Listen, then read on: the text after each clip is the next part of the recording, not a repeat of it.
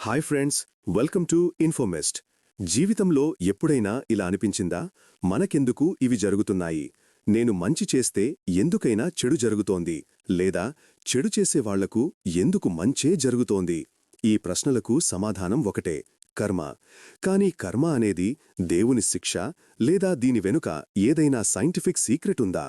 ఈరోజు మనం కర్మని మిస్టికల్గా కాదు, బాగా సింపుల్గా, లాజికల్గా, సైంటిఫిక్గా అర్థం చేసుకుందాం.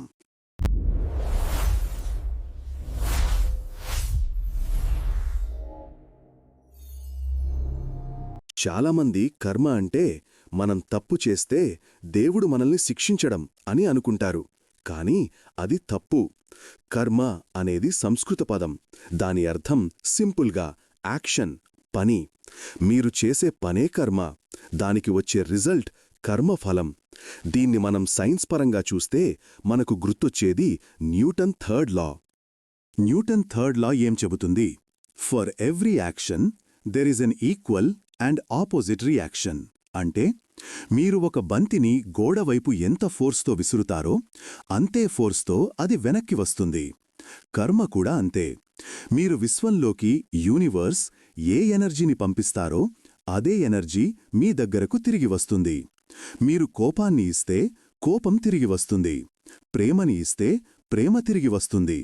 ఇది మ్యాజిక్ కాదు, ఇది ఎనర్జీ మెకానిజం. ఇంకో ఇంట్రెస్టింగ్ థియరీ ఉంది. అదే ద బటర్ఫ్లై ఎఫెక్ట్. ఒక చిన్న పని భవిష్యత్తులో అతిపెద్ద మార్పుకు కారణమవుతుంది. ఉదాహరణకు, మీరు ఈరోజు ఒకరికి చిన్న సాయం చేశారనుకోండి, వాళ్ల మనసులో మీమీద పాజిటివ్ అభిప్రాయం పడుతుంది. భవిష్యత్తులో మీకు అవసరమైనప్పుడు ఆ వ్యక్తి రూపంలోనో లేదా వేరే విధంగానో ఆ సాయం తిరిగి వస్తుంది. దీన్నే మనం గుడ్ కర్మ అంటాం. అంటే మన యాక్షన్స్ ఒక చైన్ రియాక్షన్ లాగా పనిచేస్తాయి. ఇక్కడ అందరికీ ఒక డౌట్ వస్తుంది. మరి తప్పులు చేసేవాళ్లు హ్యాపీగా ఉన్నారు కదా, వాళ్లకి కర్మ పనిచేయట్లేదా అని. దానికి ఆన్సర్ టైం ల్యాగ్, సమయ వ్యత్యాసం. మనం ఒక విత్తనం నాటిన వెంటనే పండు రాదు, దానికి టైం పడుతుంది. చెడు అనేది కలుపు మొక్క లాంటిది, ఫాస్ట్గా పెరుగుతుంది కానీ తొందరగా చనిపోతుంది. మంచి అనేది ఒక మర్రి చెట్టు లాంటిది, పెరగడానికి టైం తీసుకుంటుంది. కానీ ఒక్కసారి పెరిగాక దాని వేర్లు, రూట్స్ చాలా బలంగా ఉంటాయి.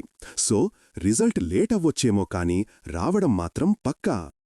ఇంకో ముఖ్యమైన విషయం, కర్మ అంటే బయటనుంచి వచ్చే శిక్ష మాత్రమే కాదు, అది మన బాడీలో జరిగే కెమికల్ రియాక్షన్.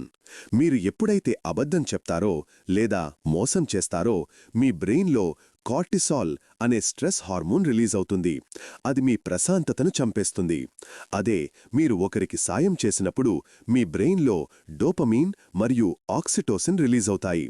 ఇవి మిమ్మల్ని ఆరోగ్యంగా, హ్యాపీగా ఉంచుతాయి. అంటే మంచి చేయడమనేది వేరేవాళ్ల కోసం కాదు, మన సొంత హెల్త్ కోసం కూడా. సో ఫ్రెండ్స్, ఫైనల్గా చెప్పాలంటే కర్మ అనేది మిమ్మల్ని శిక్షించే జడ్జి కాదు, అది మీ చాయిస్లకు వచ్చే రిజల్ట్ మాత్రమే. మీ లైఫ్లో పాజిటివ్గా ఉండండి, మంచి పనులు చేయండి. సైన్స్ ప్రకారమైనా, స్పిరిచువాలిటీ ప్రకారమైనా మీకు మంచే జరుగుతుంది.